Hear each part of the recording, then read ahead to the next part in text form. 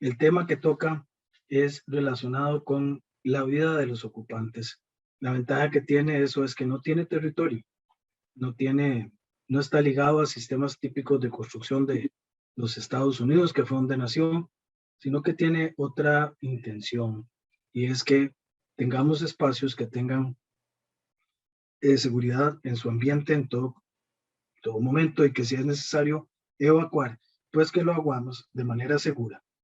¿Qué es lo que busca el código? El código, en su afán de defender la vida, o se tiene la preocupación de buscar una solución en nuestros espacios que eviten lo que está sucediendo en pantalla. Eso es un ejercicio, un ensayo hecho por la Underwriter Laboratories, en el cual se muestra que el uso de los materiales modernos, que tienen en buena medida una gran cantidad de productos sintéticos, si es que no lo son del todo, que en comparación con la sala que teníamos antes en casa de nuestros padres o abuelos, que tenían materiales muy naturales, madera, lana, productos que tenían un proceso de combustión diferente y una velocidad de quemado muy diferente.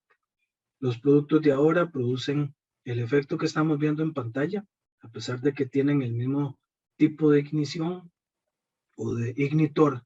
La llama, a la hora en que va quemando los productos, se incrementa con mayor velocidad y se libera gran cantidad de humo negro tóxico, y por supuesto ese humo alcanza una temperatura muy importante, que la tengan en mente, superior a los 100 grados, lo cual puede provocar no solo que se igniten productos por calor radiante en la sala, sino también que pueden quitarle la vida a las personas que estén cerca o que respiren semejante humo.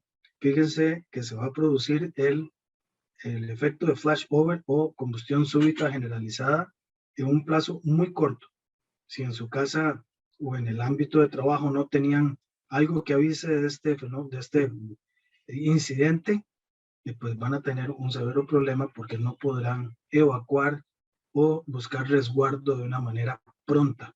En menos de 3 minutos esa sala alcanzó el flashover, se ignitan todos los materiales que hay en el ambiente, provocando que, a pesar de que solo hay llama, en un solo punto de que el ambiente, todo en sí, esté envuelto en fuego. Flashover se llama ese. Dice la alfombra como empieza a evaporarse. Hay productos que no se queman con la llama directamente, sino por calor radiante. Y el efecto es demoledor, es muy corto el tiempo para poder atender. Ya es difícil apagar un fuego en este caso. Recuerden el calor, y por qué lo traje a colación otra vez. El calor, sientan ustedes cuando van a la playa y tienen niños pequeños, incluso evitan de que corran por arena caliente. 40, 60 grados de temperatura no solo duele, sino que puede llegar a quemar. En casa saben ustedes que una cafetera, una tetera que tiene vapor, ese vapor está a 100 grados, produce quemaduras de un grado importante. Y para que recuerden lo que es una temperatura cercana a los 180 grados, es la que normalmente usamos para hacer barbecue en nuestra casa, 120, 180 grados. Entonces, en un incendio se produce normalmente en un muy corto tiempo una temperatura elevada, dependiendo por supuesto del contenido y del oxígeno que haya en la habitación. Pero en 2 minutos es fácil que alcance 700 grados de temperatura. Y en el gráfico que están viendo, que es el fuego estándar, usualmente se ensaya con este ejercicio un montón de productos en el mercado para poder clasificar su resistencia al fuego. En la práctica que hicieron en el laboratorio para determinar este fuego estándar, quemaron todo tipo de productos y así lograron esa curva que alcanza incluso los 1200 grados de temperatura en 5 minutos. Entonces es muy, muy crítico, el plazo es corto. En ese plazo hay incluso que buscar la evacuación de personas, incluso en menos tiempo, por si acaso de aquí salen esos tiempos. Por supuesto, afectan material que está en combustión, cantidad de oxígeno, y bueno, es una mezcla terrible esa. Lo que se busca con esto es definir el plazo que tiene uno como diseñador, o ustedes, si son encargados de seguridad humana, ver de qué manera se evita. Y que sepan también que a la hora de recibir un producto que le dice que tiene una clasificación de resistencia al fuego de X horas, proviene de ensayos utilizando un fuego estándar. De acá rescato otra vez el problema de la temperatura, para que tengan en mente un fuego, un incendio, mata la temperatura, los gases tóxicos y el humo, en lugar de llegar a matar a una persona quemada. 45 grados la piel se empieza a ver afectada, 50 grados los ojos y las vías respiratorias están irritadas, a 65 grados los pulmones se queman y en 100 grados tenemos una lesión sistémica que nos quita la vida. Recuerden que una persona puede salir viva de un incendio. Si se le quemaron los pulmones o las vías respiratorias, en poco tiempo, 1 o 2 días después, puede fallecer con una muerte realmente terrible porque va a morir ahogado con agua en los pulmones. ¿Cuál es el concepto que se lleva para diseño en materia de seguridad de vida? Lo que se busca acá es que los edificios y estructuras que diseñamos tengan unos criterios que la hagan mantenerse durante un tiempo específico para que de provocarse un incidente las personas puedan salir con un tiempo dado.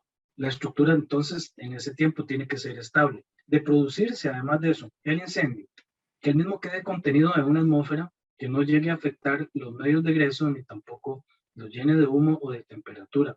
De esa manera evitamos la propagación a otras atmósferas hacia arriba, o sea, con el entrepiso o el cielo raso o hacia abajo.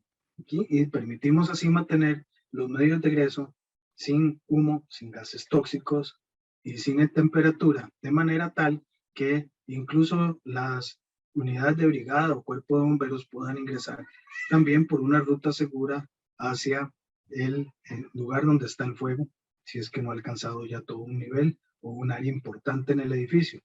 Importante entonces recordar que, la protección pasiva se busca con conjuntos de montaje en el entrepiso, 1 hora, 2 horas, y que además eviten el paso de temperatura, 170 grados de una cara a la superior. Que el medio de egreso, que es la ruta segura que tenemos para salir de la estructura, nunca se vea con fuego, no se llene de humo, ni tampoco la temperatura empiece a afectar y evite que el público o las personas salgamos por ese medio o por esa ruta que tenemos para llegar a la calle, a la vía pública. Esa protección pasiva la tiene que iniciar el arquitecto, entre otros temas que se tienen que ver. Aunado a la protección pasiva, hay otros 2 sistemas. Están viendo los protocolos que son esenciales de los sistemas activos y de los simulacros que hay que hacer para que la protección que tenga el edificio sea aprovechada, de manera que la gente sepa que pueda salir por esos medios de egreso, conocerlos y aumentar así o disminuir el tiempo de salida. Asimismo, los sistemas activos que tiene el edificio tienen que estar siempre en uso, operacionables para que en el caso de, operativos, en caso de un incidente, de inmediato pueda atenderse la emergencia. Entonces, hay protocolos para hacer el mantenimiento y eso tiene que ver también con otros elementos como son los componentes del medio de egreso y entre esos la puerta que ven en la vista. La protección activa es redundante al sistema pasivo y está prácticamente configurada por un sistema de detección. Hay un sistema de detección, alarma y comunicación para que las personas que no están en contacto con la emergencia de inmediato sean avisadas y se activen protocolos o la evacuación inmediata. Aunado a eso está el sistema de supresión de fuego. Para eso hay extintores portátiles, que es el dispositivo rojo que está a la par del gabinete, que tiene también un sistema de montante, bomba, el tanque de incendio y el sistema automatizado con rociadores. Este es un sistema de protección con base en agua, existen otros, cual se activa automáticamente si hay un fuego. Básicamente la NFPA depende de este sistema automatizado. Son muy pocas las ocasiones en donde tiene excepciones para el uso de este sistema. Adicionalmente a eso está la señalización, es parte del protocolo también, va todo a un lado. La señalización ayuda rápidamente a ubicar a las personas y las salidas de tal forma que la evacuación se realice ordenada en la medida de lo posible y lo más pronto posible. Otros dispositivos que hay son los ventiladores que se pueden poner en los cielos, también se conocen como exutorios. Estos aparatos, estos respiradores, lo que permiten es que el aire caliente salga y no se acumule y se enfríe y vuelva a bajar a los ocupantes, muy útiles en industria, en bodegas y en atrios cuando hay alturas importantes. Es muy importante entonces que entiendan que estos tres elementos, la protección pasiva, la protección activa y los protocolos van de la mano. Los protocolos son los pilotos del avión que ven en pantalla. Si ellos no están en el vuelo, pues el avión va a caer o no, ni siquiera despegó. Y si a ese avión le falta la protección pasiva, o sea, un ala, o la activa, no se va a comportar, no va a poder sustentarse y empieza a fallar. Todos estos elementos van de la mano. ¿Cuál es la importancia de la protección pasiva? Voy a dar un ejemplo para que puedan entender. Están viendo la Torre Grenfell, esta fue en Londres, ya va a ser varios años, en el que se incendió un edificio que fue renovado y le dejaron en la parte exterior un producto aislante que era el poliisocianurato, muy comúnmente usado en América como un material aislante dado sus beneficios, pero lo han puesto expuesto, lo han instalado con un sistema de conjunto de montaje que evite que su beneficio de aislar se convierta en un maleficio que sería el de quemar o de matar a las personas con gases tóxicos. El fuego fue provocado por una pequeña cocina que estaba en uno de los pisos octavo o décimo del edificio. El fuego alcanzó la ventana y entró en contacto con el material aislante que estaba entre una chapeta de aluminio y la fachada de mampostería. El fuego ardió, el elemento se quemó muy rápido y protegido por el material metálico que tenía y la cavidad que tenía de oxígeno le permitió quemarse muy rápido. Fue un fuego externo, no funcionaron rociadores, detectores, no funcionó nada y con el agravante de que el edificio contaba solo con un medio de egreso. Por eso la NFPA insiste que cualquier ocupación debe tener siempre mínimo dos medios, dos salidas al alcance. En este caso era solo una escalera, la cual era discontinua, no llegaba a la calle. La remodelación afectó ese proceso. Hubo gran cantidad de personas fallecidas y pueden darse cuenta de la temperatura que alcanzó ese edificio en llamas, 1200 grados fácilmente, calcinó absolutamente todo en su interior. Entonces la protección pasiva busca con este tipo de ensayos que se logren, no importa la condición del producto, incluso si este es considerado de riesgo por ser combustible y que además de eso emita gases tóxicos, que se tengan, por ejemplo, ensayos que no está corriendo el vídeo, ahí está, ahora sí, le permitan valorar al diseñador, al constructor de obra, la forma en que se puede utilizar el producto. Esto es una pared, el ensayo 285 de la NFPA, le indica a uno cómo se va a quemar esa pared. El propósito es simular el fuego interno que llegue por medio de una ventana a la fachada exterior que tiene el producto que estamos ensayando, que es muy parecido al PIR, el cual durante el ensayo no pude alcanzar la llama una vez en el exterior, más de 3 metros de altura, 1,5 metros a los costados. El ensayo no le da a usted un resultado que dice que aprobó el conjunto de montaje, le dice cómo se comportó, si es adecuado, no lo es, para que usted lo utilice. De hecho, la NFPA busca que ustedes no pongan aislantes que tengan características de riesgo, solos si no están debidamente protegidos y ensayados con un fuego a escala como el que están viendo. Este es para paredes, hay también para techos y celorrazos. En México, la legislación no tiene integrada o considerada de forma general los códigos y estándares de la NFPA. En realidad, existen otra serie de programas, hay algunos códigos basados en experiencia locales y los reglamentos que tiene el país para servicios civiles, que son los que se encargan de atender las emergencias que se producen. Después están las entidades estatales que colaboran con la atención de la emergencia. Y por último, aparecemos nosotros en la lista, que somos los profesionales que promovemos todo este sistema de protección a la vida y tratamos de, en alguna forma, divulgarlos. En México, la NFPA sigue siendo un documento que, mientras no sea exigido por alguna de las autoridades o en caso de una licitación, no se utiliza. Sigue siendo legislación considerada como material extranjero. Es muy importante considerar quién es el profesional llamado a integrar todos estos sistemas. Sin duda alguna, es el arquitecto. Desde el principio tiene que velar porque los sistemas de prevención pasiva estén adecuadamente integrados, todos, no algunos, y que coordine con las demás especialidades para que el sistema activo se logre, todo lo que son detección y supresión. De esa manera logramos una seguridad adecuada, lo que se conoce como prevención, para evitar que los ocupantes sufran una tragedia. Como les decía, la 101 es un código extranjero.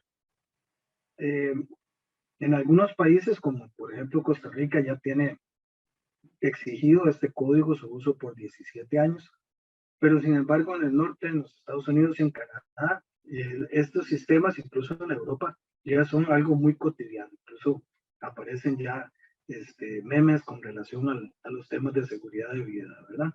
Relacionados a cómo se produce un incendio y cómo mitigarlos. La NFPA es una asociación sin fines de lucro.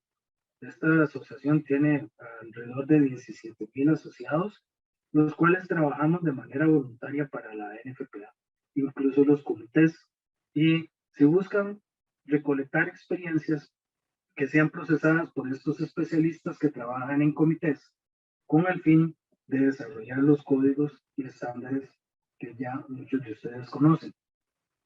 Están basados en experiencia.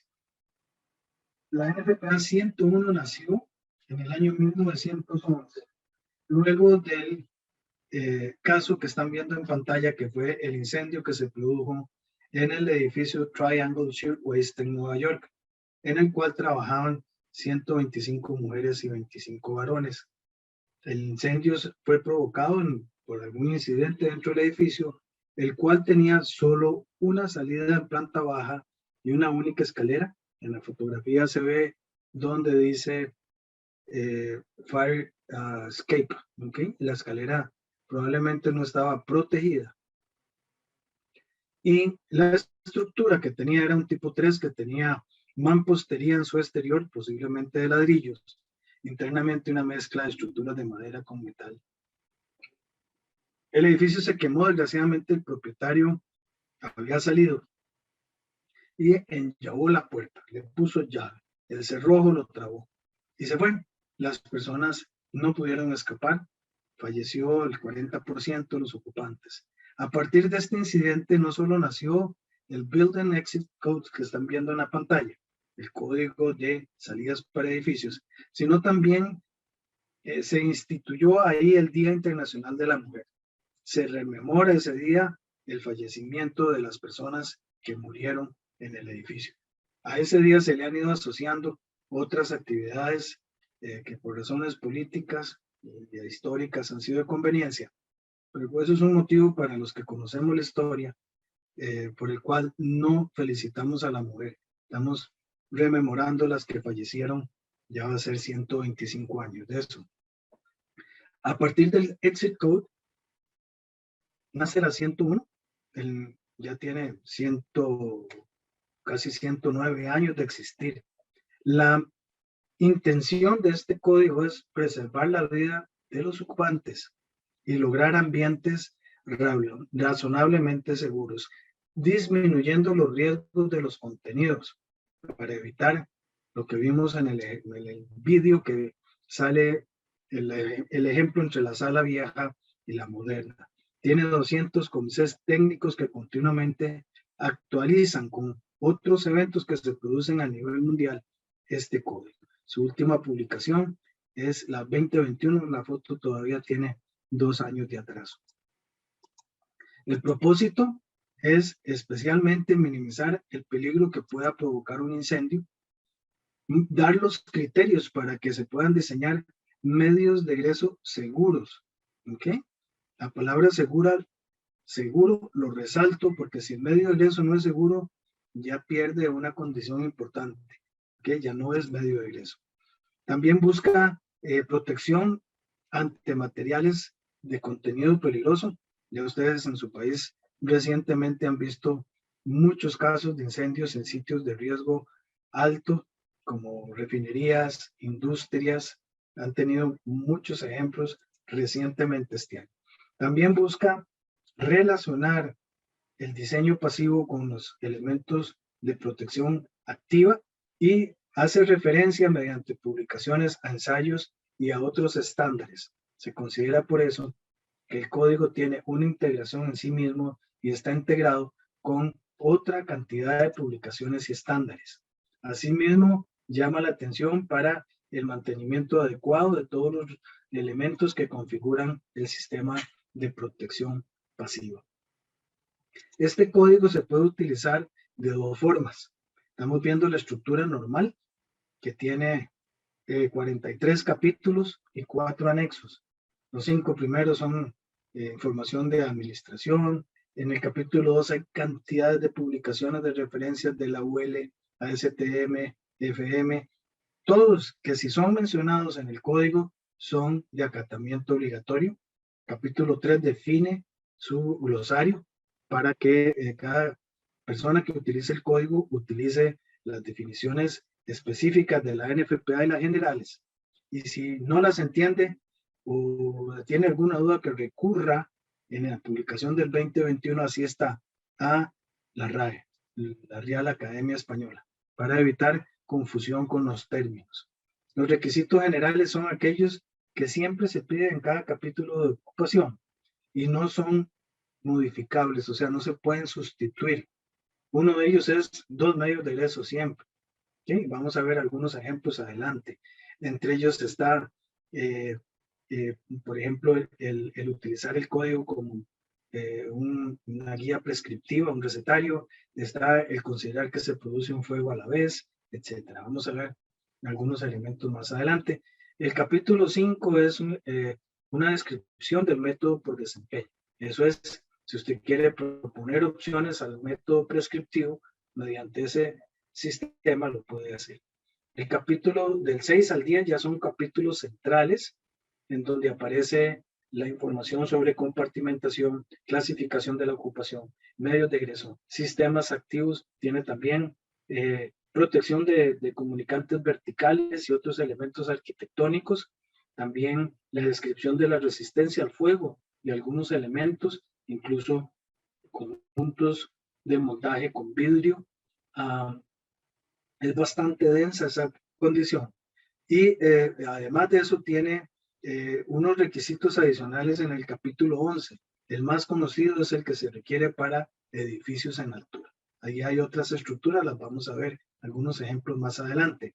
Eso lo que quiere decir el código es que si se presenta alguna condición en una estructura especial, por ejemplo un edificio de 50 pisos, el diseñador, el que está haciendo el diseño y revisión del edificio o el protocolo, considera los requisitos de un edificio de gran altura y además los requisitos de cada ocupación que pueda haber en el interior de esa estructura.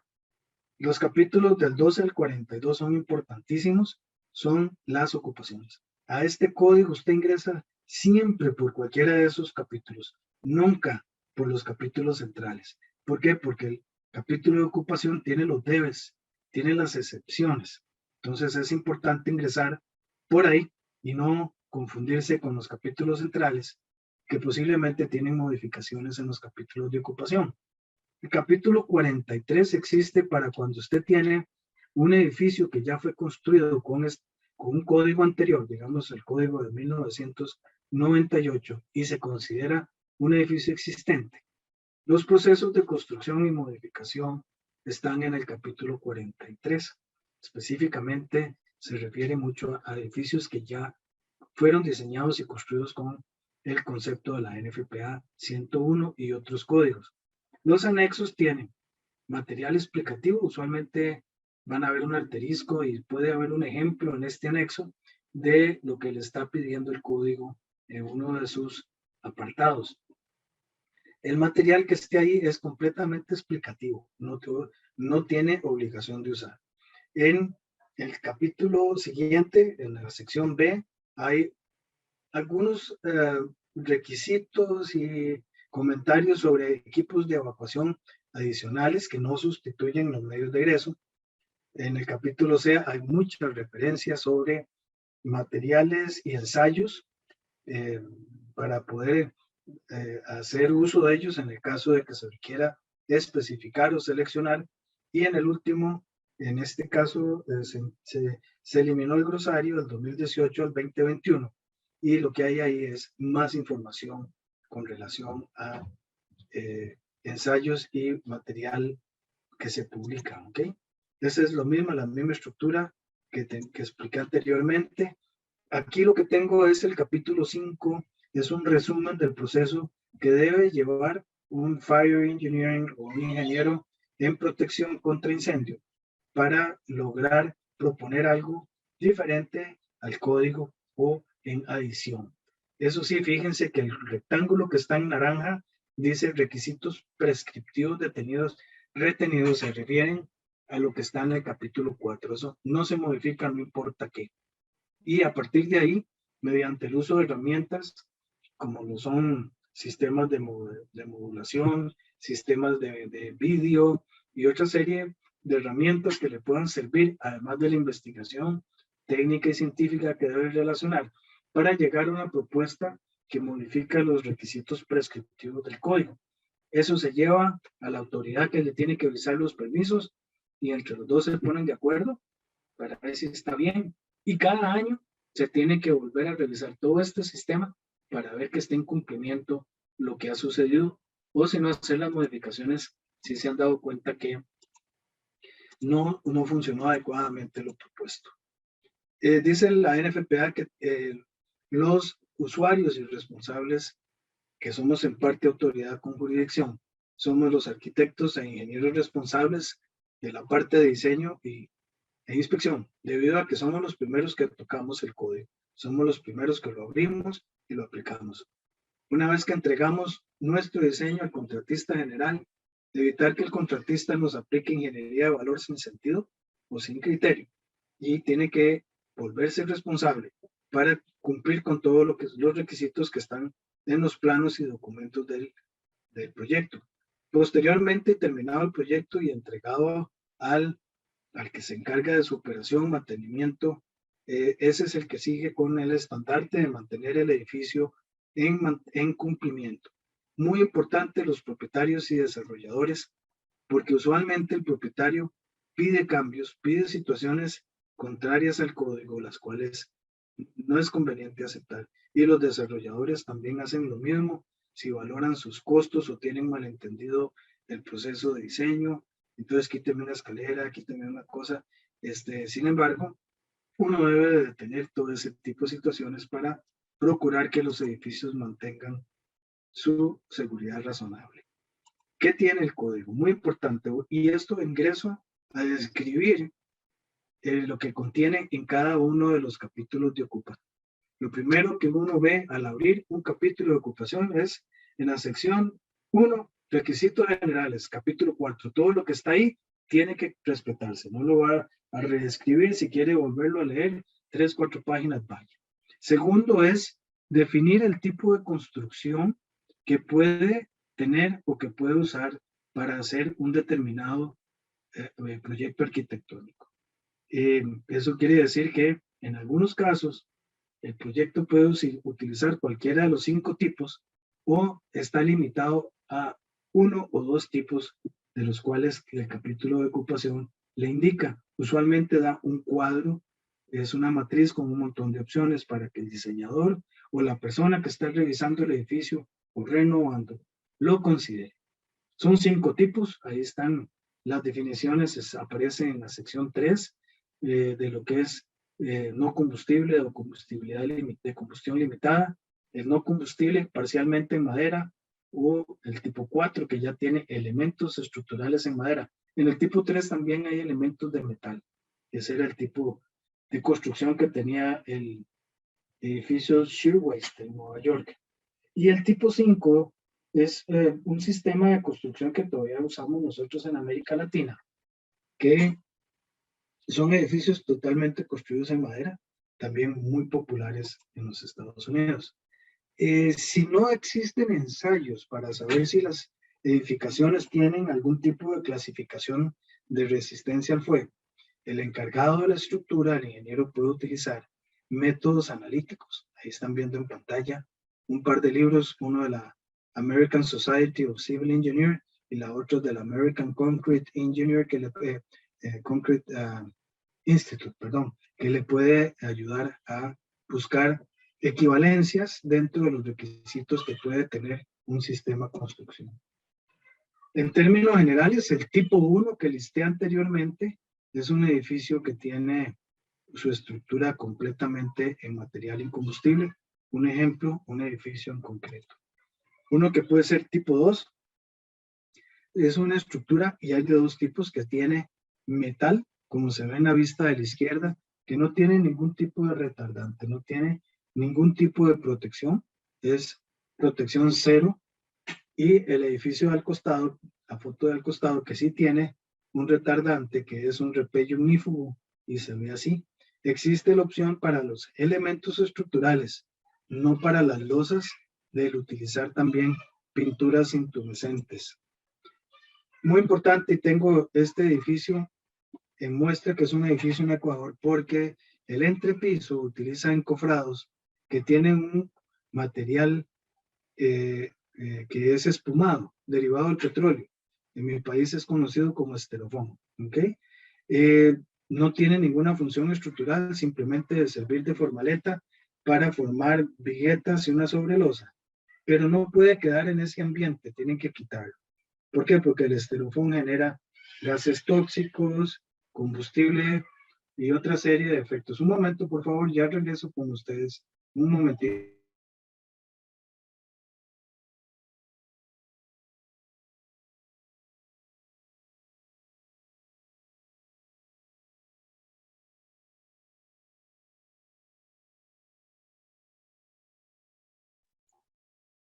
Arquitecta, no se le escucha ya, se perdió el audio. Disculpas, sesión en casa y tengo a toda la familia alrededor mío, así que los gritos y me atacan. Y me intento que ir a poner un poquito de orden, perdón. Entonces les decía que el esterofoam en los entrepisos genera ese inconveniente, hay que quitarlo. O mejor cambiar a un sistema constructivo que no utilice este tipo de encofrados. Este es un tipo 3, ya lo expliqué anteriormente. Esta es una muestra de un tipo 4, como en mampostería y vigas de madera en secciones importantes. Y el tipo 5, que son las estructuras construidas con material laminado y madera sólida.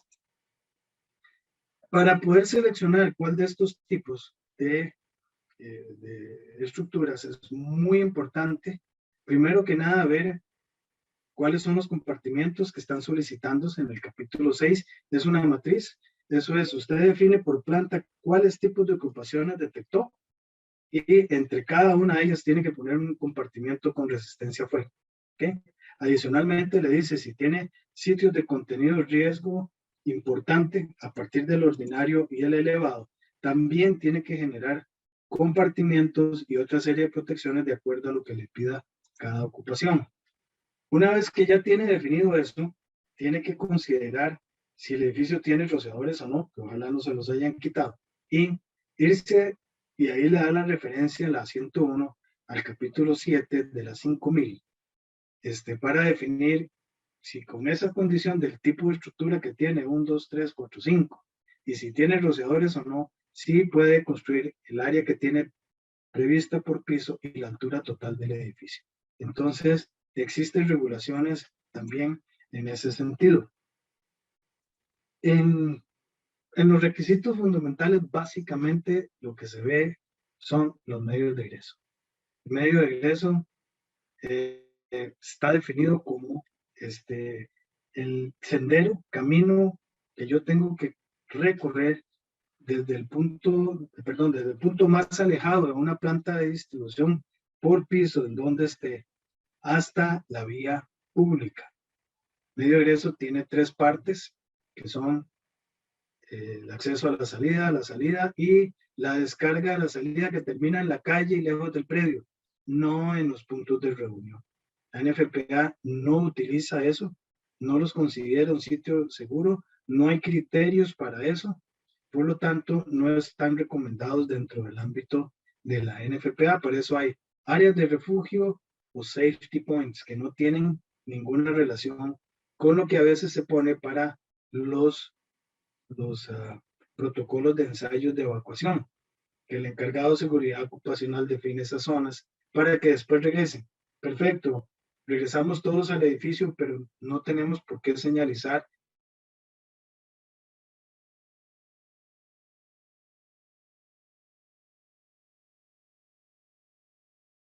Usted, insisto, pidiendo siempre 2 medios de ingreso disponibles por piso. Solicita que las aberturas verticales tengan un cerramiento, un compartimiento, además de los que ya vimos entre las diferentes ocupaciones que tenga el piso, para que esos huecos, esos comunicantes verticales no se vuelvan un medio adecuado para el humo y para el fuego. Entonces se genera un compartimiento vertical, 1 hora, 2 horas. En algunos casos, como en residencias, y en residencial pongo hoteles, dormitorios, residencias de 1 casa o 2 casas, apartamentos, y también están los bed and breakfast y algunos alojamientos de este tipo. Se permiten, si no tienen más de 2 pisos, un medio de escape y un medio de ingreso. El medio de escape es la escalerita de mano que está usando la señora que está huyendo del fuego de una ventana desde un 2.º piso. Otro requisito general, ya lo había comentado hace un ratito, es que considera el código que se genera solo un fuego a la vez. Volviendo otra vez a cómo usar el código, se inicia por el capítulo de ocupación. Hay varias ocupaciones, voy a mostrar algunos ejemplos y los capítulos pares son los que están amarrados a edificios nuevos o a edificios ya construidos a los cuales hay que llevar a cumplimiento. No son edificios existentes según el código. El primer capítulo que aparece es el capítulo 12, dice que son los sitios de reunión. Los sitios de reunión son aquellos espacios que tienen una carga o un aforo de más de 50 personas. Ahí están entonces las áreas de espera de los aeropuertos o terminales de tren, están a esperas dentro de nuestros edificios que tienen también que tener esas protecciones especiales para más de 50 personas. Está el teatro, están los estadios, cualquier espacio o atmósfera que pueda contener, ya sea adentro o fuera del edificio, más de 50 personas. La parte educacional tiene que ver con menores de edad única y exclusivamente. Entonces, es educacional una escuela, un colegio o una academia donde haya menores de edad. Una universidad no lo es. Negocios entra en esta clasificación. Ya no tengo menores de edad y tengo requisitos diferentes. Negocios aparecen en el capítulo 38. Mercantil es aquel espacio que hay para hacer negocios, hacer intercambio de yo compro, usted vende y yo me llevo, ¿ok? Es muy simple, la definición que da el código es cualquier ocupación que no sea negocios. Es terrible, pero bueno, eso es, así se entiende. Centros comerciales, tiendas y en algunos casos, por ejemplo, el restaurante que están viendo el comedor. Si ese comedor no llega a tener 50 personas, ya no es un sitio de reunión, sería un comedor de uso mercantil, más la cocina que sería industrial, por si acaso las definiciones. Guarderías o sistemas de cuidado diurno Estas están establecidas con requisitos muy específicos. Ahí tenemos no solo menores de edad, sino que tenemos personas de adultos mayores como yo. La parte del cuidado de la salud tiene una definición muy específica, ¿ok? Muy específica, y no es lo mismo el término que usan los doctores al término con el cual el código valora o clasifica si un edificio tiene en su contenido ocupaciones de cuidado de la salud. En hospitales básicamente es si tengo ingresados, o sea, tengo un área de encamados, de lo que por aquí le dicen hospitalización, si tengo también procesos con anestesia o cualquier otro proceso en donde pueda tener simultáneamente 4 o más pacientes que no puedan tener autopreservación. O sea, están noqueados o están, ¿cómo se llama? Recibiendo un tratamiento, por ejemplo, quimioterapia o hemodiálisis, están amarrados a una máquina, no pueden evacuar por sí mismos o del todo no pueden evacuar. Lo mismo pasa con el sistema ambulatorio. O sea, no todos los espacios. Es muy común el error del arquitecto que dice sala de curaciones. Ah, listo. Eso es un cuidado de la salud ambulatoria. Y no, según el código no lo es. Y eso puede afectar después los sistemas activos y otros sistemas de protección y sobre todo los protocolos del edificio. Porque ya ven, para hospitales y clínicas o cuidados de la salud ambulatoria, los requisitos de construcción no son tan importantes como en otros donde hay mayor cantidad de público, pero los protocolos son absolutamente más restrictivos, incluso los sistemas de protección redundantes en lo que se refiere a protección contra incendio, sistemas de rociadores o bien lo que son los detectores. Existen también requisitos muy sencillos para vivienda unifamiliar y dúplex, como los que están viendo. Básicamente lo que pide el código es evite poner material combustible, ojo con productos como la tablilla de PS, no lo dice así, ese es Hernán el que se lo dice, que es un producto que genera gases tóxicos, el gas cloro, por ejemplo, productos que sean sanos para el ambiente también. El PVC y otros productos plásticos en gran cantidad pueden producir daños a la salud. Si se empiezan a calentar, generan otra serie de efectos. Pide además de eso que los contenidos estén atendidos, de que por lo menos haya un medio de egreso y un medio de escape adecuado, de que haya detectores de humo, los de CO, o en este caso también los detectores de CO para evitar que haya que haya una alarma, perdón, para conseguir que haya una alarma en la casa en caso que se produzca un incendio. O si usted tiene la cochera y el automóvil suyo está dentro de la casa, evitar que haya exceso de CO. Ahora los detectores estos que son de batería, que no son un sistema relacionado a los que hay en el código 72, que son ya con tableros y otra serie de accionamientos automáticos. Estos detectores de humo funcionan con batería y en lugar de tener la sirena que avisa del fuego, algunos, y son los que se están volviendo más populares, ya tienen grabado un mensaje. Se fueron desarrollados en China, así que tengan cuidado a la hora de escuchar. Si ya viene pregrabado el mensaje que dice, pues le puede salir en chino. Por ahí también vimos un mensaje en China que advertía la voz de la mamá a los chiquitos que se despertaran y que se metieran en el closet porque hay un incendio. También las instrucciones tienen que ser adecuadas. Tienen que ver eso específicamente. Sí se ha demostrado de que el chiquillo atiende con mayor facilidad la voz de la mamá y se despierta y reacciona con mayor facilidad, incluso el marido de la casa, en lugar de la sirena. Entonces, se están volviendo populares. Es tecnología bastante reciente. Otra clasificación está dentro de la categoría residencial, la casa de huéspedes o de pensión. Eso es siempre y cuando tengan una carga total de ocupantes menor de 16. Los centros de acogida y asilos son para personas que no tienen vida independiente, tienen vida asistida. Usualmente son personas mayores, personas también que están asiladas, que no están pagando por su asilo a veces. Y los otros, los centros de acogida, los hemos visto ahora muy populares con el COVID. Convierten un gimnasio de inmediato en un centro de acogida porque hubo un huracán, porque hubo un terremoto. Tienen requisitos específicos y son bastante fuertes. Hoteles y dormitorios son otra ocupación que son parte de la residencial, y en este caso se clasifican ahí aquellos espacios que tienen o pisos que tienen más de 16 ocupantes en total en su estructura. Los edificios de apartamentos, bueno, ya sabemos el uso que tienen, que es dormida y comida y bañada, pero es para vida independiente, también es uso residencial. En este caso hay una gran cantidad de excepciones, entonces hay que conocer el capítulo para poder aprovecharse de ellas.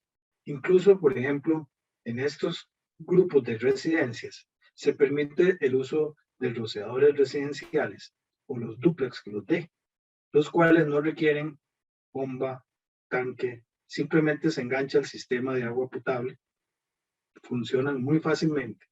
Y para mí son el bombero en casa. De una emergencia se activan y se acabó el problema del incendio en la casa. No las perdemos. No en todos los países están exigiendo el uso. Estados Unidos, casi todos los estados ya lo están pidiendo. Y por aquí está apenas empezando a solicitarse eso como revisión. Otra ocupación importante que, al igual que industria y almacenamiento, son muy parecidas. Y tiene un capítulo único, no tienen capítulo impar, o sea que se pide lo mismo para un edificio existente a uno nuevo. La industria se clasifica en tres tipos, que es la primera que ven es de manufactura o de propósito general, donde hay mucha cantidad de personas trabajando. La segunda es de propósito especial, donde hay mucha máquina trabajando y apenas el personal que pues revisa el proceso y que lo tiene andando y recarga la materia prima o hace algún movimiento. El tercer sistema o agrupación que tiene es el de riesgo elevado. Están viendo ahí refinerías y procesos industriales que tengan condiciones de ese tipo, por ejemplo, silos de almacenamiento, qué sé yo, cosas, incluso algunos muelles tienen esa condición. En almacenamiento existen también tres clasificaciones: la que se da en predio, la que se da dentro de un edificio, que en los dos casos se puede tener material en bulto, se puede tener en estabulado o se puede tener también en estantes, ¿ok?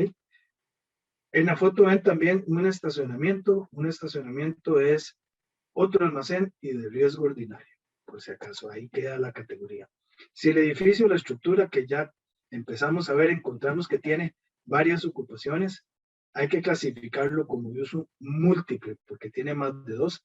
Y si tienen el medio de ingreso compartido y están entremezcladas, es de ocupación mixta. Dentro de eso también puede haber compartimentos que hagan que una sección de ese conjunto esté separado. Tienen un ejemplo de un centro comercial, que es un caso típico de ocupación múltiple mixta.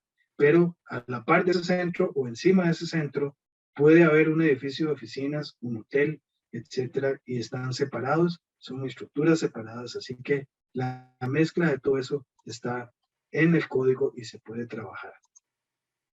El capítulo 7 del código, ya pasé del 1 al 6 en lo que he venido describiendo, es el más denso y es el que da requisitos para el diseño o revisión o análisis de los medios de ingreso. Ya había dado la definición que dice que es la vía de recorrido continua y sin obstrucciones, subrayenlo, sin obstrucciones, desde cualquier punto de un edificio o estructura hasta la vía pública. Ahí se acaba el medio de ingreso, no en el punto de reunión ni en ningún punto intermedio por ahí que puedan definir eso de acuerdo a la NFPA. Y estas son tres partes diferentes, que son el acceso a la salida, que es la planta general total del edificio que yo pueda caminar. No se considera si hay un hueco, si hay un ducto de escalera, no se consideran los elevadores a veces, y también espacios regularmente no ocupados, como parte del acceso a la salida. Uy, se me dañó la filmina. El otro es la salida y último, la descarga de la salida.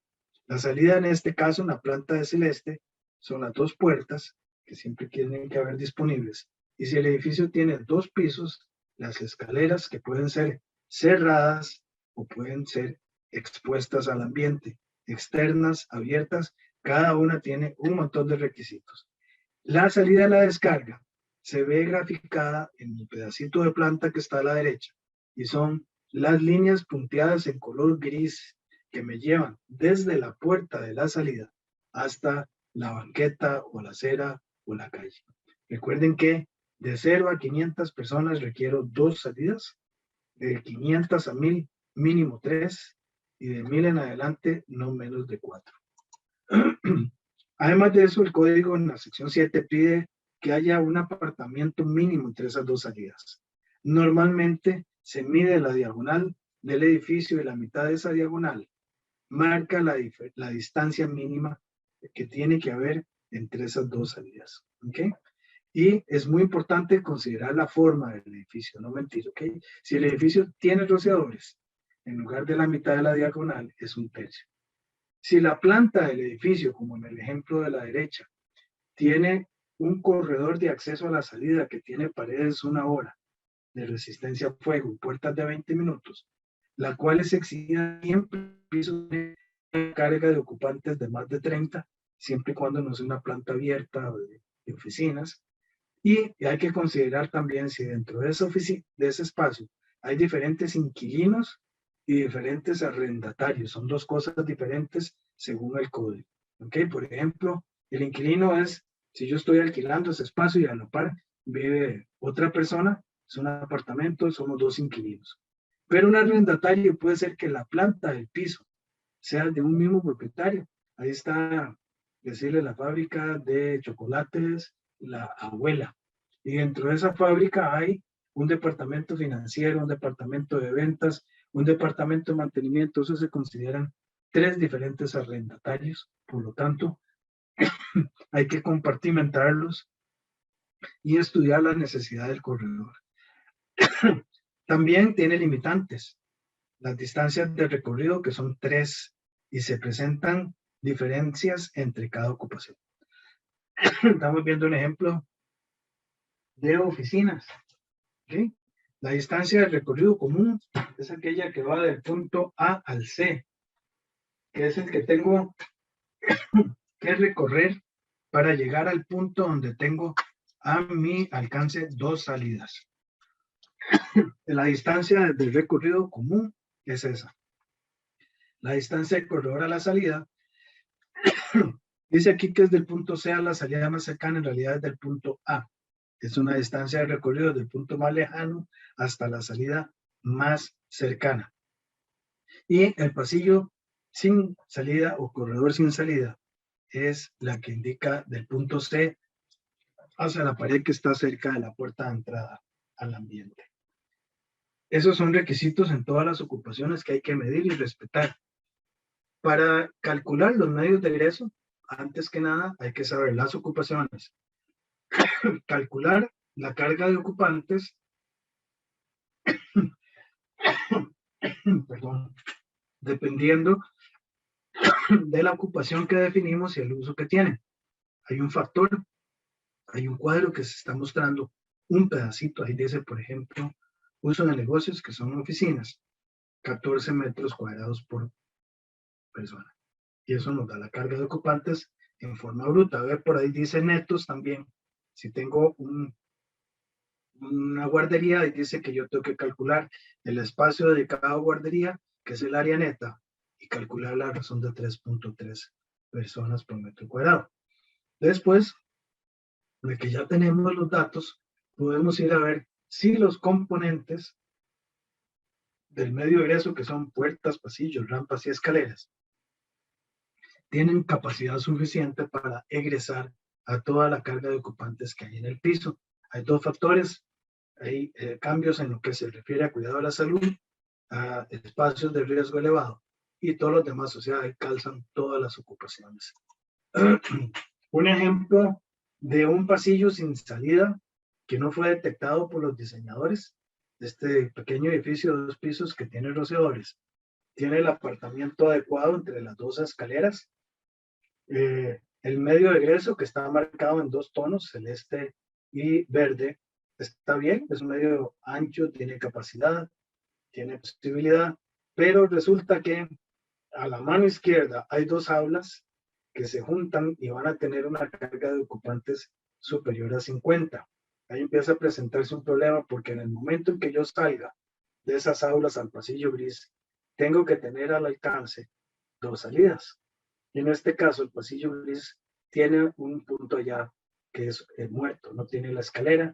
Por lo tanto, todo ese espacio gris, y no importa si hubiese otras oficinas por ahí también, se vuelve un pasillo sin salida.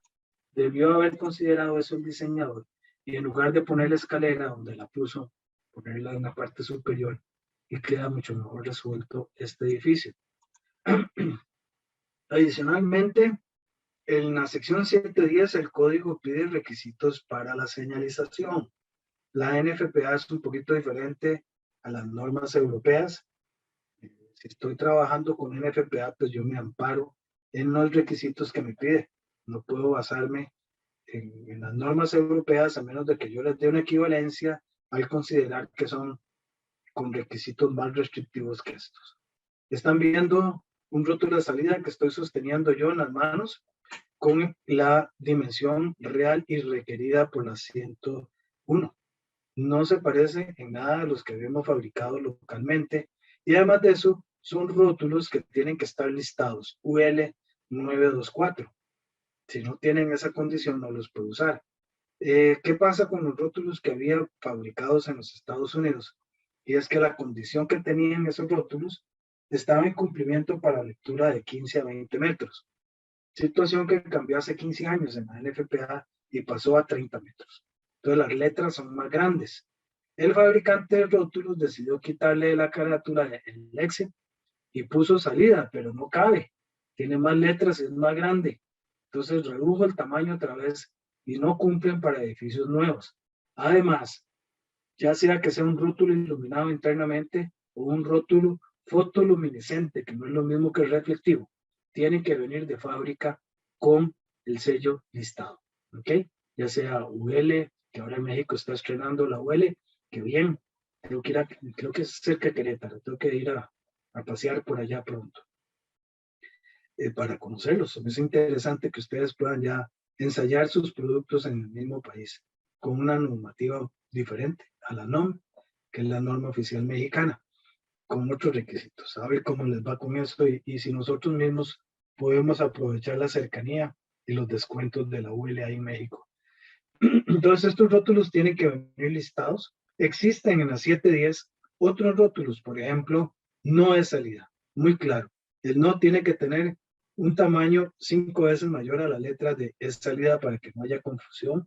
Existen otros más que aparecen en pantalla en este momento y que los saqué de diferentes partes del código. El rótulo que está escrito ahí es el que se exige dentro de la escalera. Afuera de la escalera solo tiene que estar el de salida. Por dentro y en el rellano, junto a la puerta, aparece este rótulo que indica el nombre de la escalera. Si son muchas, es mejor codificarlas por colores o por algún símbolo, de manera que en el plano de usted está aquí las identifique. Tienen que indicar en qué piso está, hacia dónde está la salida del edificio, es esa flecha roja, el número de piso en grande y alguna instrucción adicional para saber en dónde empieza o hasta dónde llega la escalera, hacia la azotea y si hay un sótano y a dónde salgo yo del edificio. Eso también le sirve al cuerpo de bomberos. A la par de eso tiene que haber una plaquita en braille que explique eso. Normalmente ese rótulo está a una altura de 1,20 m sobre el nivel del piso. Los otros rótulos pueden estar en paredes o cerca de la puerta o en la puerta. ¿Okay? Por ejemplo, dice, empuje hasta que suene la alarma, la puerta podrá ser abierta en 15 segundos. Esta es una letra de 1 pulgada, máximo de alto que debe estar o en la barra o en la puerta a un punto donde la persona lo pueda leer. Existen otros dispositivos fotoluminescentes como el de la fotografía de la izquierda. Se requieren en las casas o en los edificios para atracciones. Que me entiendan un poquito, son los que puede tener el Disney World en la Florida o no sé, no conozco México, si tiene, ¿cómo se llama? Centros de diversión para niños y familia, posiblemente sí. Y ahí está la casa de los sustos o atracciones. que tienen la limitante que lo suben a usted a un carrito y lo llevan amarrado a ese carrito a conocer el interior o a entretenerse un rato. Entonces tienen requisitos específicos y la señalización, como está oscura, requiere de cintillos y otra serie de dispositivos que son fotoluminiscentes y son bien caros. ¿Ok?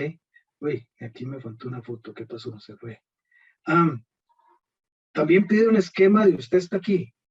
No pide que ponga un plano que tiene toda la información del encargado del protocolo, donde están los rociadores, los extintores portátiles, donde está la tabla para atención de emergencias, el chaleco, el megáfono y el casco. No, esta información es para saber por dónde tengo que escapar en caso de una emergencia.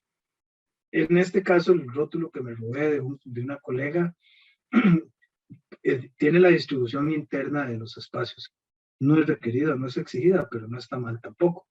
Lo importante es que se señalice con un color firme el sendero que yo puedo usar como medio de egreso, que no sea una flechita ni un flujograma. El flujograma en el momento de una evacuación me puede llevar justo hacia el sitio donde puede estar el incidente. Entonces, si yo me ubico y dice, usted está aquí, y me dicen, busca la escalera norte para salir, que yo entienda que tengo que caminar sobre esa línea verde para llegar a la escalera verde o el nombre que se le haya asignado. Siempre, si el edificio es muy grande, tiene que haber mínimo graficado 2 salidas, como mínimo, ¿ok? No existe el término de salida usual, no existe el término de salida solo para médicos, no existe el término de salida de emergencia, todas son salidas. Tengan mucho cuidado. A veces yo veo graficaciones de que sin escalera para usar usualmente, entonces puede moverse por aquí. No, la escalera es un medio de egreso y está disponible. Sí es un medio de egreso siempre. El croquis no se ve muy claramente en la segunda fotografía. Eso es el sótano del Hospital Calderón Guardia aquí en mi país, en donde el encargado de seguridad usa un croquis. Y si ustedes, cuesta verlas, ven las flechitas rojas, que son flujos, tiene flechas, que además es de lectura difícil, no me aclaran mucho por dónde encontrar las salidas. Ahí en esa planta hay 2 escaleras que tampoco están graficadas. Entonces, hay que ser muy claro con eso, porque el ejemplo a la izquierda es mucho mejor. Tener el cuidado de que el croquis no sea tan simple y que contenga errores para evitar que las personas no lo entiendan. Estos son ejemplos de lo que he visto yo a razón de América Latina. Salida de socorro es el término más popular que he visto de Colombia a Argentina. No cumple con ninguno de los códigos internacionales. Ahí debería decir salida. Las 2 manos que están ahí, que aparecen manos, se supone que están tomando la barra de apertura de la puerta. Y dice presione la barra para salir. No se refiere a cerradura. Ahí debería decir salida o usar el rótulo. Lo que sugiere la NFPA es que usemos en castellano la misma nomenclatura en toda América Latina para poder entonces tener más comprensión del tema a la hora de una evacuación. Existen simbologías que no están tampoco homologadas. Están viendo en el segundo ejemplo un señor que tomó un rayo que supuestamente simboliza la escalera y por ahí la instrucción decía en caso de incendio use la escalera. Ya le iba a apagar. Hay advertencias de no tuitear o no mandar mensajes por WhatsApp en caso de una emergencia. No obstruya la escalera, no obstruya los medios de egreso. Eso es un meme. No tiene por qué estar tampoco en el edificio. Vea, por ejemplo, el caso del rómpase en caso de incendio. Eso no le interesa al público, no me interesa a mí, le interesa al de la brigada, el rótulo está de más. Amén. Rómpase me está indicando que soy yo el que me tengo que romper, no es el vidrio. Entonces, que usen el castellano adecuadamente. Ejemplo claro, el señor que hizo caso y empezó en caso de incendio, rompe el cristal. Rompió el cristal, el fuego siguió acercándose y él seguía machucando el cristal en el piso y total se quemó. No le sirvió para nada el romper el cristal. México, ni les digo dónde he visto ese rótulo que dice puerta alarmada. Eso para mí significa que si yo la toco se va a asustar y va a gritar la puerta, se alarma la puerta. Si tiene una alarma, ya vimos el rótulo que dice presione bueno, va a sonar la alarma, tiene una alarma encima, pero utilizar, y además de eso dice, utilizar en caso de emergencia. Eso no es el caso, la palabra emergencia está reducida a ciertos conceptos y enfoques en la NFPA. Aquí otro caso simpático donde dice, abrace en caso de incendio. El chiquillo está dándole un buen abrazo al gabinete. Son instrucciones que el público en general no requiere.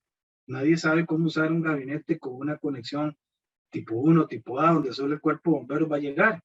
No, no se trata de eso. O la brigada sí, pero la brigada ya tiene una instrucción previa a eso. Son rótulos que están utilizados en mal momento.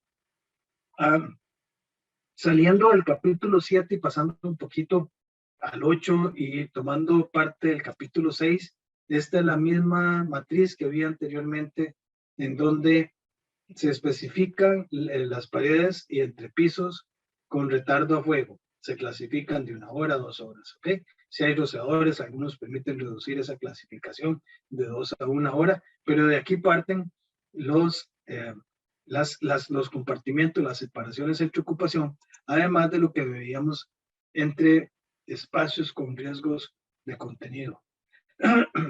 De ahí se genera entonces un plano similar a lo que yo estoy viendo aquí en pantalla. El amarillo es el corredor de acceso a la salida que me lleva a las salidas. Las escaleras están graficadas en 2 colores y tengo para el diseño, para entregar esto a la autoridad que revise el plano, es parte, es un resumen nada más, y también para el contratista de obra, cuáles paredes están clasificadas con retardo a fuego, igual las puertas. Muy en chiquitos se ven los rótulos apenas y se ven tan muy pequeños. Y con base en eso, esto es un anteproyecto, yo empiezo a desarrollar el resto del sistema constructivo y voy viendo si estoy dentro de los cánones que me permite la 101. Además de los compartimentos, solicita el capítulo 8 que protejamos los espacios de comunicación o los atrios. ¿Okay? Los espacios de comunicación son de normalmente 3 pisos de altura. Requieren rociadores. Condición sine qua non, si no hay rociadores, no puede haber estos espacios de comunicación, según la NFPA. Esa placita que está ahí en la foto de la izquierda, se tiene que mantener así, es un área para transitar dentro del edificio, no tiene un uso específico, un uso específico. Y tiene que ver todos los ocupantes que están en los pisos superiores, qué está sucediendo ahí.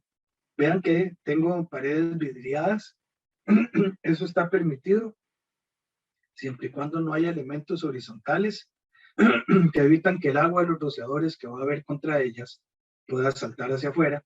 Hay algunos desperfectos en ese diseño. No puede haber ventilas, o sea, ventanas que abatan en algún sentido y que rompan la barrera cortafuego, cortahumo, o que también desvíen el flujo de agua. ¿Qué más tiene que ver ahí? Bueno, la plaza esta tiene que estar al mismo nivel de la calle, donde está la descarga de la salida, ¿ok? Son requisitos muy rápidamente descritos. No se requiere el diseño de control de humo para este tipo de soluciones. Para el atrio, que ya no tiene limitante en altura, puede tener todos los pisos que quiera. Se mantienen prácticamente los mismos requisitos, con una excepción, y es que la plaza no necesariamente está al nivel de la calle.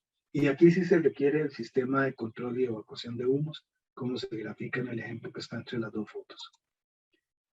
También dentro de esto existe en el código el uso de mezanines. Esos mezanines, siempre y cuando, bueno, el código nuevo pasó de 30% al 50% del área donde está incorporado, ya tiene una cantidad mayor de área. Fíjense que tiene baranda, que no tiene paredes, tiene una escalera abierta que para llegar a la salida, que apenas si se ve en la foto a la izquierda, tiene que cumplir con la distancia de recorrido común, que tenga la ocupación de oficinas, por ejemplo, y si yo tengo en la planta baja oficinas, arriba también. Si ya tengo otra ocupación, es un piso adicional y lo tengo que compartimentar como el resto y darle 2 escaleras para que me entiendan, ¿ok? Y lo advierto porque es práctica común el tener una tienda en planta baja y una bodega en el mal llamado mezzanine. Eso no está permitido. Si tengo también en el capítulo que estoy revisando o utilizando para el diseño, sitios de contenido, hay que ver cuáles son considerados como tal, contenido peligroso, perdón. En oficinas, la basura se considera un sitio como tal y se permite entonces hacerle un compartimento o se solicita al mismo tiempo de poner ahí el ingreso al chute de basura. El chute, esa compuerta del ducto o el conducto o el vertedero de basura y ropa sucia tiene que estar confinado en un ambiente con resistencia a fuego. No puede estar relacionado con el medio de ingreso. Sí, en el caso de oficinas, hay edificios pequeños. En ese tipo de ocupaciones no se requiere el uso de rociadores. Hay que ver eso.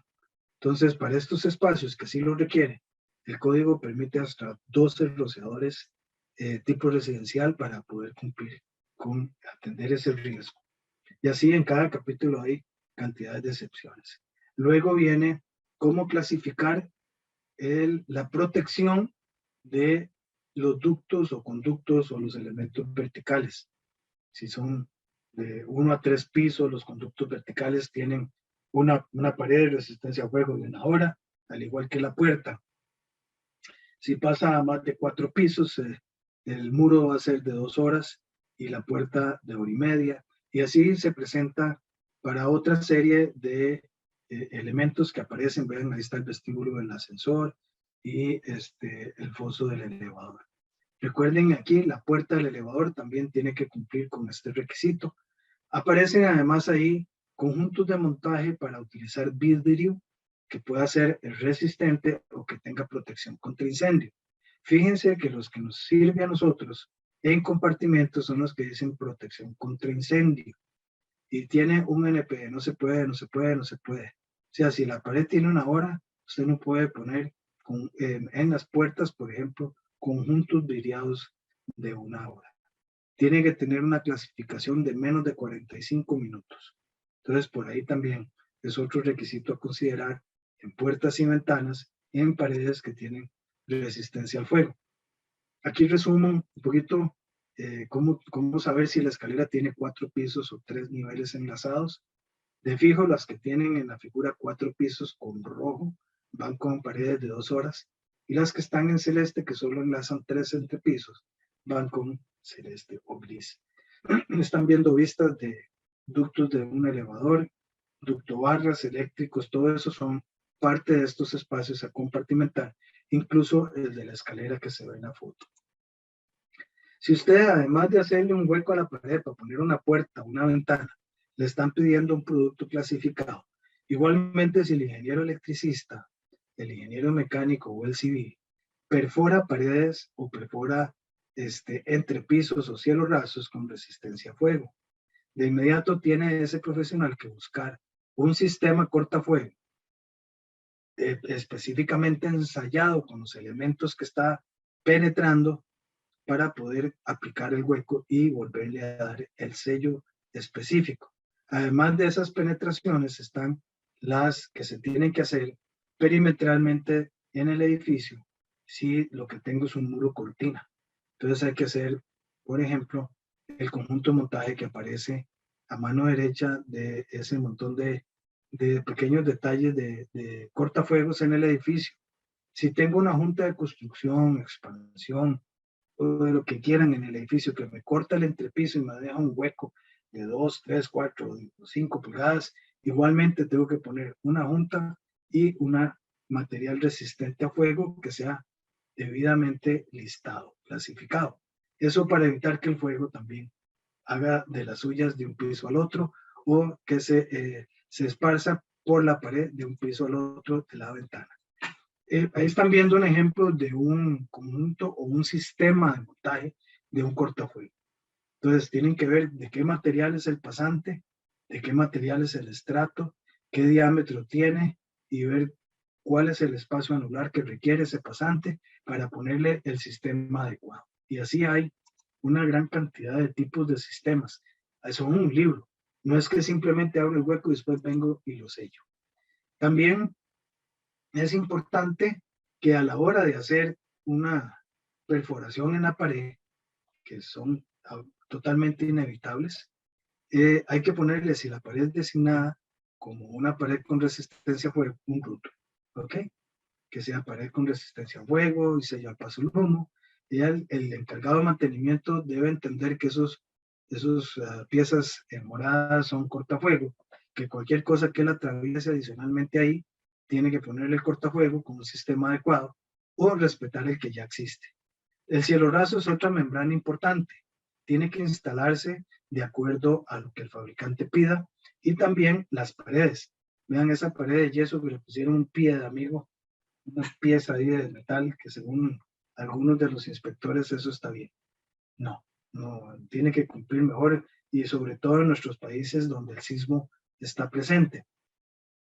Si es un pasillo y está en el último piso, las paredes del pasillo, si son clasificadas a una hora fuego, tienen que subir a tocar el material del techo, ya sea una lámina metálica o una losa. Tienen que tener continuidad horizontal y vertical. Los entrepisos igual, tiene que diseñarse de forma tal que tengan resistencia al fuego, mínimo una hora, y tratar de evitar productos combustibles que son parte del encofrado y no de la estructura, por ejemplo el esterofoam, porque los tienen después que llegar a retirar para no dejarlos ahí, no son parte del sistema estructural y se vuelve un problema, porque o lo queman o lo quitan y hay que ver después el encargado de requisitos ambientales qué va a suceder. Mucha gente no lo hace y deja un riesgo contenido dentro del edificio. Si está usando losas metálicas compuestas, por acá le dicen sistema Metal Deck porque es la marca de la lámina ondulada que se usa como, a veces como formaleta, también a veces como parte del sistema estructural. Si el espesor de la sobrelosa que usted cuela no cumple con un espesor mínimo con algún sistema de conjunto de montaje ensayado, le tiene que dar protección adicional, pues se la puede dar con el repello ignífugo que se ve en la foto. En la foto del centro ya está aplicado y pintado. En la foto de la derecha está el operario aplicándolo. Se aplica con una máquina que lanza un repello, un reboque, al cual tiene un producto especial que lo que tiene es cemento y vermiculita usualmente. Aquí están viendo ejemplos de la junta perimetral. Hay muchos tipos, son productos ensayados. Lo importante es que se ponga, que se respete. Aquí están juntas de expansión o de construcción. Y en detalle, las puertas. Las puertas, como dije, son sustitutos de un pedazo de pared para poder ingresar. Las puertas hay de muchos tipos en el mercado y tienen que venir de fábrica debidamente armadas. El conjunto de montaje de la puerta incluye marco, la cerradura, la hoja de la puerta, el cierrapuerta y cualquier otro accesorio que usted esté solicitando. Si la puerta es de resistencia a fuego a más de una hora, los elementos vidriados ya no los puede tener. Y esa puerta tiene que traer una colilla como la que se ve en la foto, que le indique a usted esa etiqueta cuál es el ensayo que pasó y con cuántas horas está y si está en cumplimiento o no. Lo mismo pasa con la barra que ven ahí, la cerradura, la cual tiene que tener una etiqueta que me indique que es una cerradura antipánico. Y si está en una salida o parte del medio ingreso, tiene que tener la etiqueta que me garantice que es Fire Exit, salida de incendio. Las dos. Si no, hay que cambiarla. La barra, la parte móvil, tiene que tener el 50% de la hoja de la puerta y hay requisitos de fuerza para empuje de todas las puertas. En todas está, ¿ok? Un movimiento sencillo. Incluso hay requisitos para el cierrapuertas hidráulico que es requerido, que también tiene que ser listado. La bisagra no tanto, algunos cambian de criterio, que sí tiene que ser listada, que no. Lo importante es que tenga los 5 nudos y que sea suficiente para sostener la puerta, que eso se lo garantice el fabricante. Los cielos rasos, y en el caso nuestro, que tenemos sismos fuertes, tienen que tener una instalación que garantice que siempre se va a mantener como estable, como una membrana.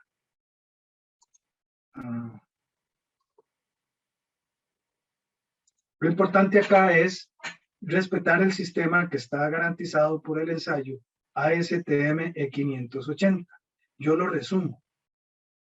La retícula, normalmente la barra y la secundaria, la barra primaria y secundaria, son de uso rudo, ¿okay? Son de una clasificación diferente a la que usualmente especificamos. Tienen que ser heavy duty.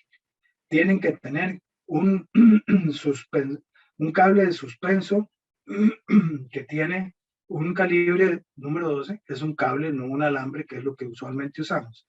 Y se tiene que instalar de acuerdo a lo que está en ese gráfico.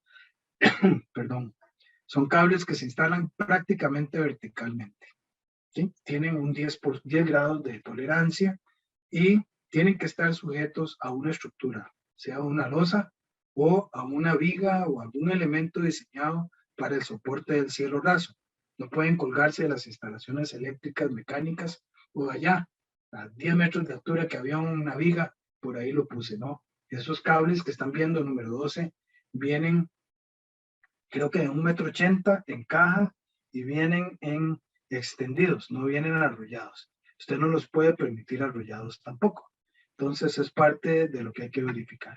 Después, creo que son cada 2,80 m, 2,40 m, hay que poner una barra de compresión para evitar que el cielo raso, a la hora de que lo mueve el sismo, se desarme.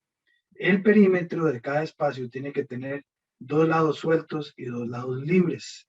Están viendo ahí una pequeña sección donde se muestra el lado libre, que es que la barra primaria o la T primaria tiene aproximadamente 10, que son 16 milímetros de movimiento en el lado libre y no hay tornillo que la sujete. En el lado fijo llega a la pared y sí tiene un tornillo que la sujeta en su punto. Esto es parte del material en el que se explica, están viendo detalles de eso y se ve también el clip, que es este que está aquí a mano derecha en la parte baja de la filmina, en el cual sostiene la lámina. Se requieren 2 clips en láminas de 60 por 60 o en la loseta para evitar que el sismo la levante o bien la presión del fuego y el calor para que no ingrese al cielo raso. En sistemas de estos se están viendo acá una copia de un catálogo donde, si bien es cierto, la estructura no está indicada en esta parte, se supone que ya está seleccionada, la Heavy Duty me da una buena cantidad de opciones para controlar fuego. Si tengo rociadores, puedo utilizar productos clase B. Si no los tengo, de fijo me voy a clase A. Si tengo que buscar resistencia al fuego, tengo que usar FireGuard y otra serie de accesorios para el cielo. Y de esa manera seleccionar la loseta adecuada con el acabado arquitectónico que se requiera. Que van a ver un ejemplo de cómo es que se utiliza el cable 12 y cómo se debe instalar. Mínimo 3 vueltas. El cable, al ser tan grueso, permite no usar herramienta.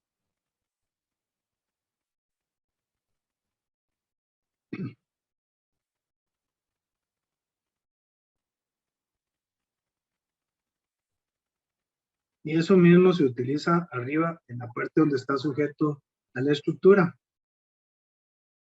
Ahí tienen eso. Están viendo también un heavy duty en la estructura de sujeción. Para sismo, voy a adelantar un poquito el vídeo también y les voy a demostrar qué sucede si uno no hace ese seguimiento con la instalación del bendito cielo raso, porque se va a ver afectado por sismo. No arrancó. Ay, Dios.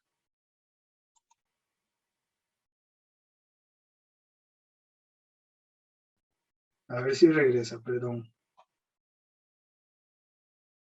De forma tal que van a ver ustedes el cielo raso suspendido o con suspensión tiene el inconveniente que es un mecano, tiene un montón de piezas que lo configuran y no están en la mayoría de los casos amarradas o atornilladas entre sí, entonces se puede volver un problema para en caso de un sismo.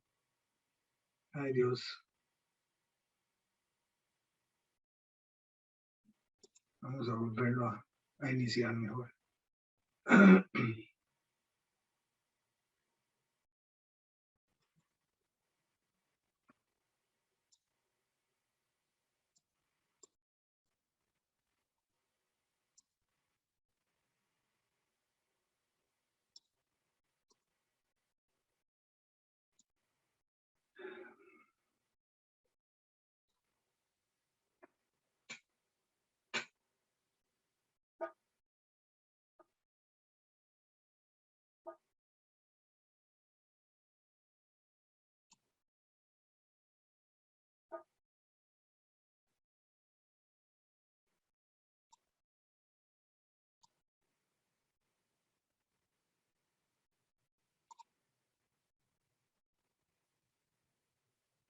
Estoy teniendo un problema con la máquina.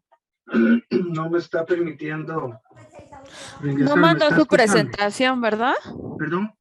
No mandó su presentación, Arqui. No. Es que estoy en otra máquina y no la encuentro acá. Déjame ver, por favor, un segundito para ubicarla. Qué pena con ustedes.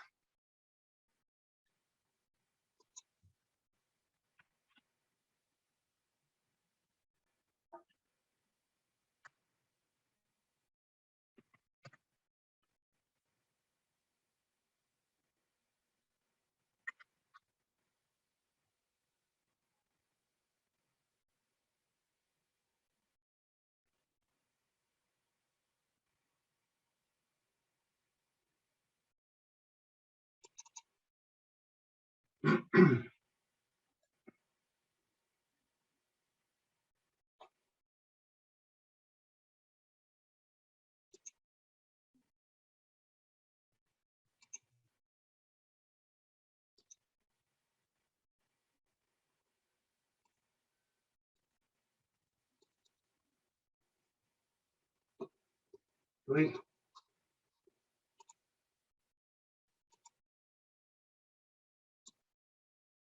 esta es. Ya apareció, qué dicha.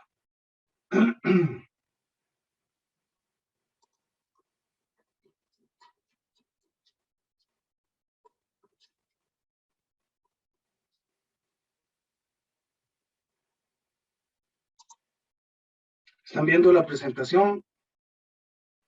No, no se ve nada. Voy. Tengo que volver a compartir. Aquí es un compartir pantalla.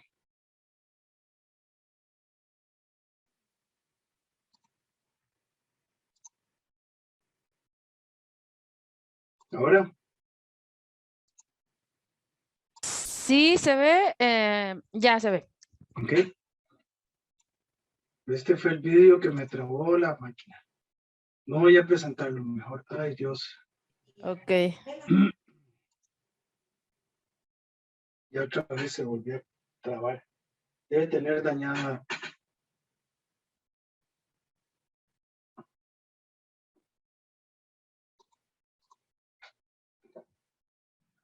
Ay,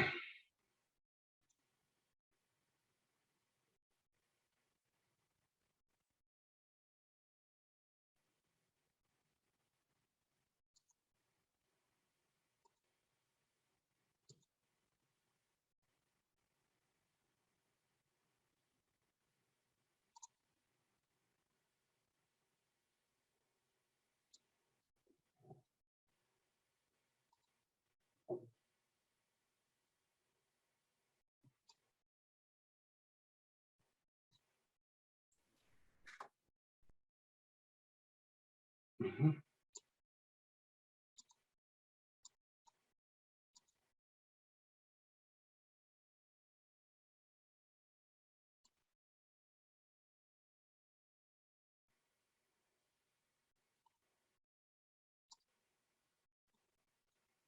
Ok. Aquí está, de vuelta. No costó. Voy a omitir ese vídeo para evitar otra vez la interrupción y ver si estoy en posibilidad de compartir ahora. Compartir pantalla. Listo, aquí vamos otra vez. Perdón por el inconveniente. Voy a adelantar la presentación para no tener el problema ahí. Ok, ese es el vídeo que está dañado. No lo voy a ir a usar. ¿Por qué es Ok, ahí ya importante? se ve. Sí, gracias, perdón. Porque es importante que el cielo raso se comporte adecuadamente en un sismo.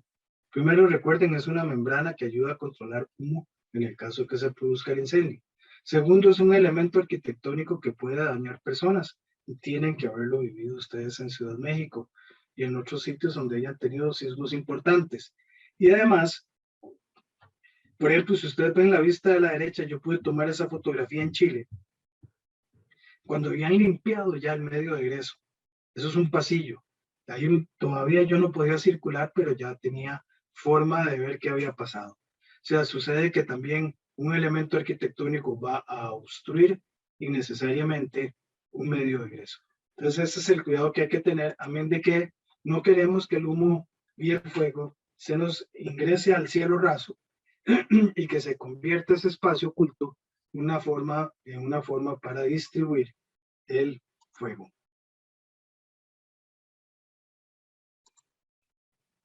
Vamos a ver aquí otro ensayo. Este es un ensayo para los productos que son combustibles. ¿Okay? Es muy importante saber que se los puede usar si son clase A. O sea, por ejemplo, espumados, plásticos. En la sección 10 del código hay buena cantidad de ejercicios para definir si el producto se puede utilizar. Vamos a ver aquí el efecto de un aislante que tiene una base espumada, es un aislante reflectivo de 4 milímetros de espesor. Y ese producto se tiene que ensayar de acuerdo a la 286. Ahí se ve el rollo que tiene espuma y tiene plástico por debajo, un plástico blanco y encima un plástico aluminizado. El ensayo 286 tiene un ignitor en una esquina equivalente a una papelera encendida, la misma carga, y el producto se ensaya en una esquina, por eso se llama el corner test. Igual que en el 285 que vimos antes, la llama no puede alcanzar más de 3 metros ni separarse de 1,5 metros. Tampoco el producto durante su ensayo puede perder la condición de ser clase A, por eso no puede llegar a un clase B. Y en el caso de que se queme el producto, que se separe de la llama y se apague. Si no, empezará entonces el reloj a advertir de que el producto está encendido y a ver qué sucede con el comportamiento en la prueba. Van a ver que pierde su condición de ser clase A, de que además colabora con un flash over de un tiempo récord de 1 minuto y van a ver producto goteando. Usualmente en el ensayo se miden las piezas que gotean y cuánto tiempo quedan en el piso encendidas. Ahí está el plano neutro y en 1 minuto un producto que tenía 4 milímetros de espesor provocó semejante incendio. Entonces, por eso lo importante de a la hora de proponer un fuego a escala real que lo pide la NFPA, se realice y que le digan a ustedes cómo se ha comportado el material o bien si tiene un conjunto de montaje que le permita pasar este tipo de pruebas. Entonces esa es la importancia que uno le da a este tipo de ensayos. Aquí están viendo ustedes un incendio que sucedió por acá y ven cómo quedó una estructura de la cubierta del techo después de que se hizo un incendio de aproximadamente un 10% del área. El calor dañó toda la estructura. Vean cómo quedó la estructura de acero. Ahí hubo 1700 grados de calor y quedó toda la estructura de la cubierta derretida prácticamente, parecen espaguetis. Y además de eso pueden ver ustedes cómo se vio afectado la estructura de concreto por los tirones a la hora de elongarse y encogerse la estructura de metal, lo cual provocó que todo el edificio tuviera que demolerlo. Ahí, por el efecto del hollín y el agua, se perdió toda la mercadería. Entonces, tiene todo esto, tiene sus implicaciones no solo en la vida, sino también en el contenido de los edificios. Muy importante entonces que recuerden que el código a la hora de integrarse llama a otros sistemas de instalación, a otros estándares y códigos, por ejemplo la 5000, la 1 y otros que son de ocupación, como la 88A, la 130, etcétera, de tal forma que vaya ampliando su ámbito de acción. Y eso hay que tenerlo siempre. Por eso nos preocupa cuando alguien dice es que hay que tropicalizar algo. Bueno, yo aquí en 15 años o 17 años de usar el código, no he encontrado la necesidad de hacer una excepción y he aprendido que se puede aplicar al sistema que los costarricenses usamos para construir y diseñar. Entonces eso, insisto, el sistema de protección de la vida no está ligado a un sistema estructural específico, sino a una serie de requisitos en el diseño para proteger a los ocupantes. Entonces, esos ocupantes pueden ser mexicanos, ticos, nicaragüenses, no importa de dónde. De tal forma de que No piense tampoco el propietario o el desarrollador que le estamos aplicando una normativa que del todo está lejos del medio. Al contrario, ya nosotros tenemos instalaciones y edificios que son del primer mundo, así que deberíamos de estar también trabajando con los sistemas de protección en los edificios a la par. También el arquitecto tiene que ver que los materiales que incorpora en los ambientes tengan, que sean clase A, B o C, cualquiera de los tres, dependiendo del uso que tenga, si tiene rociadores o no, pero que tenga un ensayo, que no sean simplemente productos que encontró buenos, bonitos y baratos, ¿ok? Las sillas tienen algunos ensayos. Normalmente usted sabe si su silla tiene un ensayo realizado, si toca el frente de la silla por debajo, se puede encontrar un chicle pegado, pero también se puede encontrar la colilla que le dice cuál fue el ensayo que aprobó. Usualmente se usa para el tejido de la que está encima, o el vinilo o el espumado, prácticamente. Para las paredes también se requiere ensayar telas en los pisos, alfombras, viniles, todo, cortinas, todo eso se tiene que ensayar, incluso colchones. Eso es importante para hoteles y definitivamente hospitales, y si quieren pedir lo mismo para su casa, pues está bien. Los cielos rasos tienen esa clasificación y hay gran cantidad de acabados. Hay que ver que tener el cuidado que los que son para uso exterior no se apliquen en espacios interiores y que tengan por lo menos las características que vimos inicialmente. Un sistema de instalación adecuado y que sean clase A, B o C, que ya hayan sido ensayados. En el mercado hay de todo, así que pueden seleccionar acabados sin tanta restricción. Para pisos, especialmente, bueno, en los Estados Unidos, aquí no son muy populares las alfombras, pero sí son populares los viniles y, bueno, los pisos de parqué de madera, también lo que son losetas cerámicas y el terrazo. Esos están exentos de examen porque están libres de preocupación. La madera se comporta muy adecuadamente, me preocupa menos que el de la alfombra. Y los viniles también. Con el vinil hay que tener cuidado con aquellos que sean derivados del PVC, porque son productores de gases tóxicos muy importantes, clase 1 o clase 2, y en la sección 10 se indica cuáles son los ensayos que tienen que ser probados. Paso al capítulo 11, estructuras especiales. ¿Qué? ¿Aló? Perdón la interrupción, nos quedan 5 minutos. Sí, ya casi. Gracias. Ok, gracias. En estructuras especiales están torres abiertas, como el de la izquierda, una torre industrial. Están también, hay requisitos, sobre todo porque son mezanines continuos de arriba a abajo. Pueden funcionar abiertas, como está ahí. O hay torres especiales, como la de un puesto de control de un aeropuerto. Son las únicas torres que requieren de un elevador para escape, no las escaleras. Hay otras que se ven que son torres rodeadas por agua, y el ejemplo más terrible es el que está en pantalla.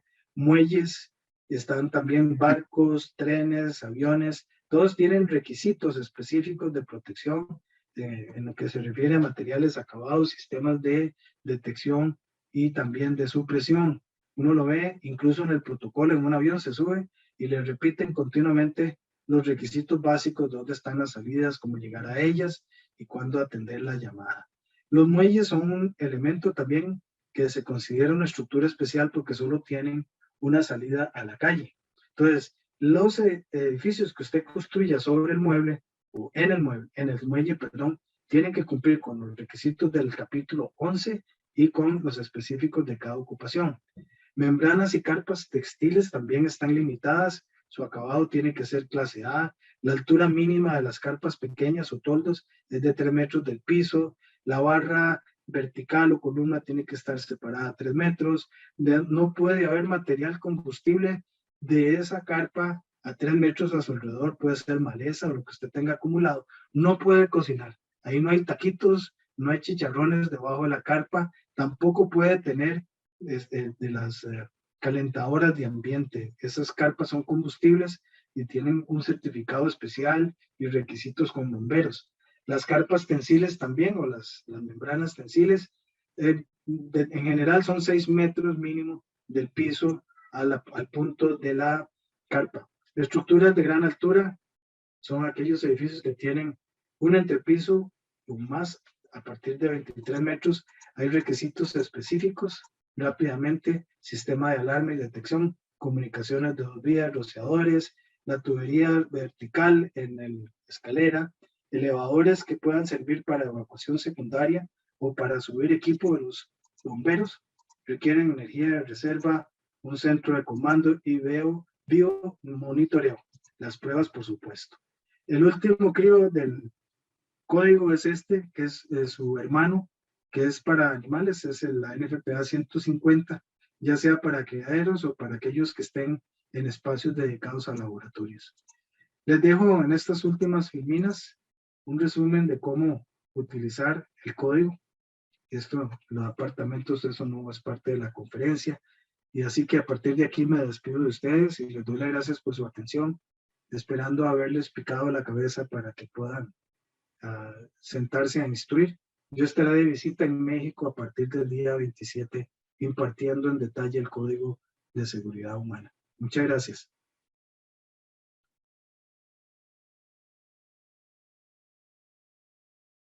Ok, Arqui, ¿me deja compartir, por favor? No. Gracias.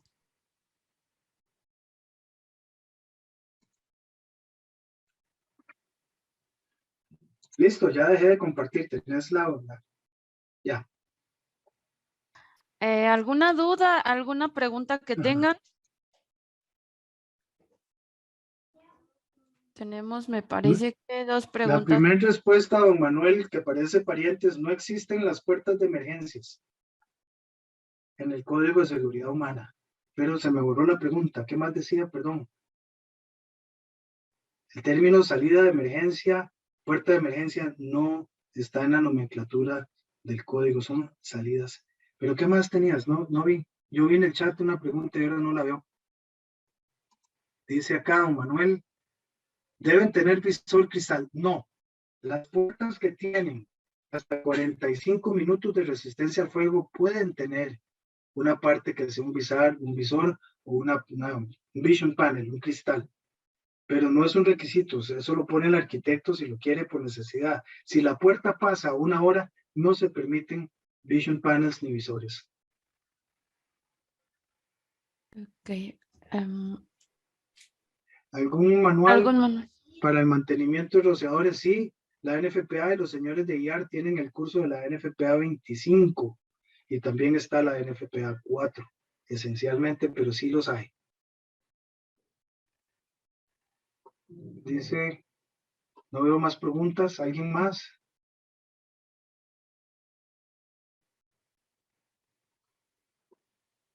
No veo más preguntas, chica. No, al parecer no hay ninguna otra pregunta. Muy bien. Arquitecto, le damos las gracias por su tiempo, por su experiencia en el tema seguridad humana y le haremos llegar su reconocimiento. También hacemos una atenta invitación para que nos acompañen. Es que ya no puedo. Del 27 al 30 de julio, de 9 a 1, perdón, en el curso de la NFPA 101, Código de Seguridad Humana. Voy a dejar de compartir para poner el examen y la encuesta de satisfacción. Manuel Hernández nos comenta que muchas gracias, que muy buena conferencia. Saludos. Muchas gracias, Manuel.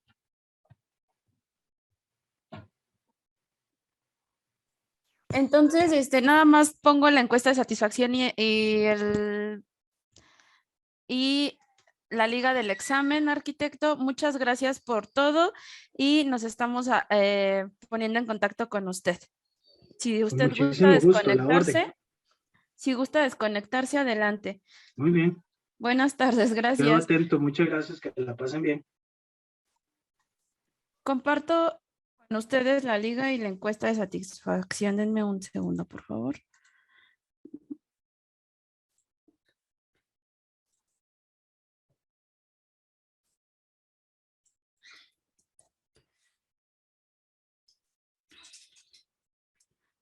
Ok, acabo de colocar la liga del examen.